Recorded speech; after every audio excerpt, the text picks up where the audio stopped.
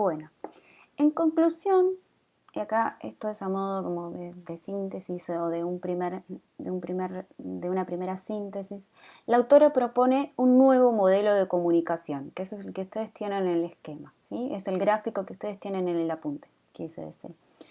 Eso dice que es imposible definir de antemano qué va a suceder en la recepción del mensaje una vez emitido. Acá hago un paréntesis. Nosotros como comunicadores visuales, como diseñadores gráficos, tenemos un montón de recursos y de repertorios para poder predecir o por lo menos para poder encauzar ese mensaje de la manera que nosotros queremos que impacte en nuestra audiencia, es decir, en nuestros receptores, ¿sí?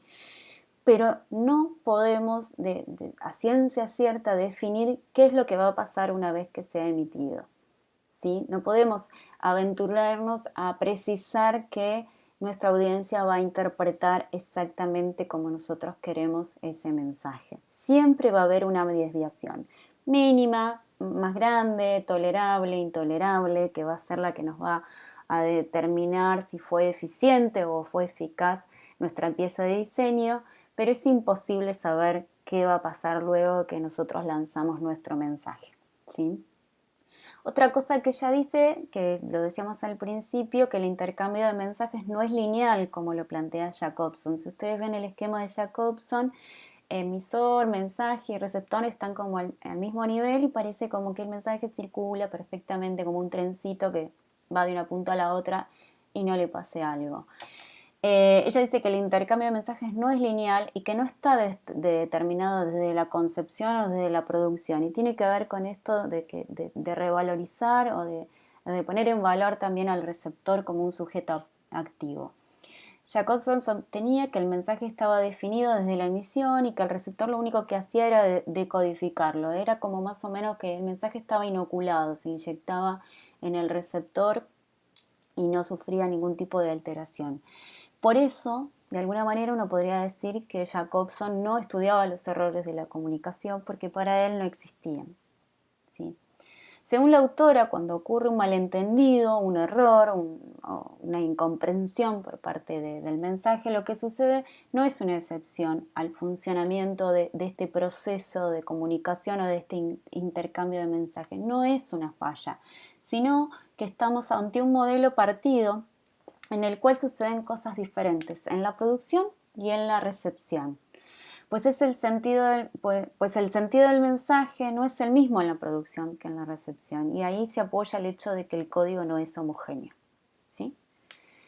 La autora establece que la comunicación es multicanal, pues al construir un discurso no nos apoyamos solamente en los elementos lingüísticos, sino también en esos paralingüísticos que les nombré recientemente, en los gestos, en las miradas, en los comportamientos paraverbales que marcan la dirección de la mirada. Fíjense una cosa que ocurre, que cuando uno está hablando en un grupo de personas, el sostenerle la mirada al interlocutor lo que está indicando también es que yo estoy eligiendo ese interlocutor por encima de los demás. O sea, con mi mirada estoy diciendo te estoy hablando a vos. Entonces fíjense qué importante también son esos elementos no lingüísticos a la hora de comunicarse. El modelo que ella propone es este. Si ustedes se fijan, tiene los mismos elementos que planteó Jacobson. Hay un emisor, hay un receptor, hay un mensaje a un canal y el proceso fíjense que el código no está afuera, habla de un referente, o sea que es el que digamos que enuncia el mensaje y pone la codificación y la decodificación. Y luego como si fuera una simetría, dota de emisor y receptor de las mismas competencias lingüísticas, paralingüísticas, ideológicas, culturales, determinaciones psi, hasta las restricciones esas del universo del discurso, los condicionamientos que hacen al discurso, y lo único que cambia es que en el caso del emisor hay un modelo de producción de discursos y en el caso del receptor hay un modelo de interpretación de discursos. Este es el esquema que ella propone y es el que explica a través de toda esta crítica que le hace a Jacobson. Los modelos de Jacobson y de Quebra-Dorokioni nos aportan consideraciones complementarias respecto al fenómeno de la comunicación. O sea, no es que la teoría de Jacobson sea obsoleta y no sirva más, y sí la de Orocchioni. O sea, como les dije, los autores lo que van haciendo es ampliando y enriqueciendo teorías que lo antecedieron. De hecho, Jacobson hizo lo mismo con la teoría de Buller. Entonces, está bueno tomar el modelo de Jacobson también como objeto de estudio. Por algo se estudia en las carreras y se estudia en las materias vinculadas a la lingüística y a la comunicación. Simplemente, Orocchioni tiene un punto de vista que es mucho más amplio, porque toma en cuenta otras características de los procesos de comunicación que no había tenido en cuenta Jacobson, ¿sí? Por eso ella habla de que la teoría de Jacobson está limitada.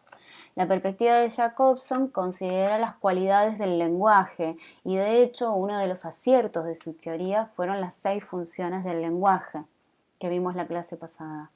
La perspectiva de Orocchioni profundiza, profundiza el esquema de Jacobson, pero también nos permite advertir que hay un montón de matices y de otras situaciones que han quedado afuera en la enunciación de esa teoría, ¿no? Y que son para ella prioritarias o importantes a la hora de elaborar discursos. Entonces, lo que nos termina diciendo Orocchioni es que el lenguaje en sí es subjetivo, que hay un montón de cuestiones que deben ser tenidas en cuenta a la hora de hacer una enunciación o a la hora de elaborar un discurso. Bueno, con esto terminamos la explicación del texto de la clase pasada.